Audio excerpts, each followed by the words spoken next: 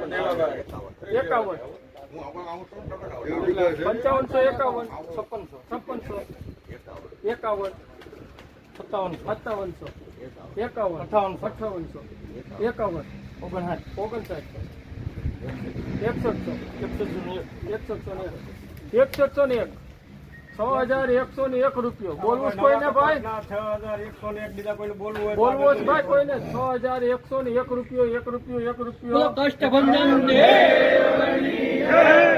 જય શ્યામ